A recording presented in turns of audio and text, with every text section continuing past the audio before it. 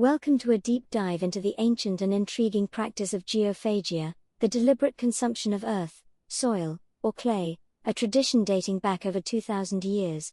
Discover its origins, cultural significance, and potential health benefits as we journey through history and across continents. The earliest written accounts of geophagia come from Hippocrates, who described the practice among pregnant women in ancient Greece around 400 BCE.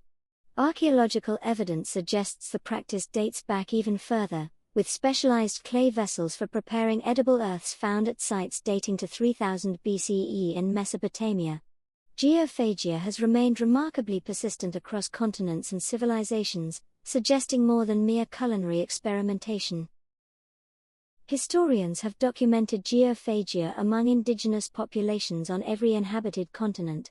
The Tiv people of Nigeria, the Aboriginal communities of Australia, numerous Native American tribes, and traditional communities throughout the Andes have all incorporated earth-eating into their cultural practices. Colonial accounts often misinterpreted it as a sign of mental illness or extreme poverty rather than a deliberate cultural practice. Ancient Roman naturalist Pliny the Elder wrote extensively about various medicinal earths. The Greeks developed a system of seals and stamps to authenticate medicinal clays, creating the world's first branded pharmaceutical products.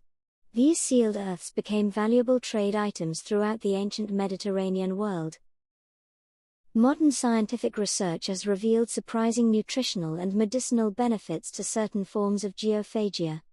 Many edible clays, particularly kaolin and bentonite, contain minerals like calcium, iron, zinc, and magnesium.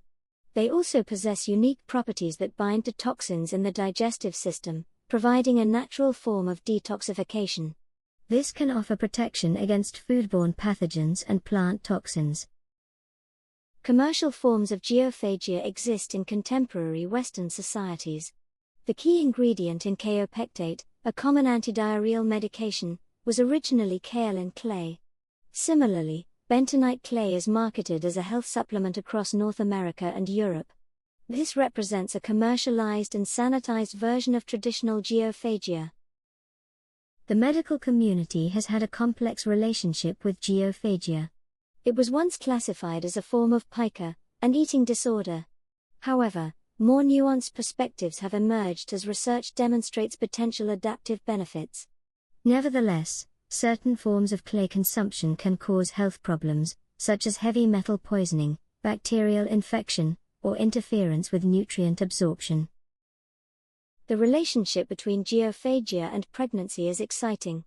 Earth consumption during pregnancy is reported in over 200 contemporary societies, suggesting possible physiological drivers behind this behavior. This widespread distribution challenges us to reconsider practices once dismissed as merely cultural or psychological behavior. The digital age has transformed how knowledge about geophagia is shared and practiced. Online forums dedicated to earth consumption have emerged, where practitioners exchange information about sourcing, preparing, and consuming various types of clay. The internet has also facilitated access to clays from specific regions known for their edible earths. Geophagia, the ancient practice of eating earth, is a fascinating example of a human practice that transcends simple categorization. It represents the complex interplay between human physiology, ecological adaptation, cultural transmission, and individual choice. As scientific understanding of the microbiome and human environment interactions advances, practices like geophagia invite us to reconsider the boundaries between food, medicine, and environmental interaction. They challenge our assumptions about what constitutes proper nutrition and remind us that traditional knowledge systems often contain empirical observations refined over generations of practice. Geophagia serves as a powerful reminder that human cultural practices often contain more profound wisdom than is immediately apparent, a humbling lesson for modern science and medicine. Thanks for watching. Please like, subscribe, and hit the bell icon for updates. Your feedback is appreciated. We hope to see you again.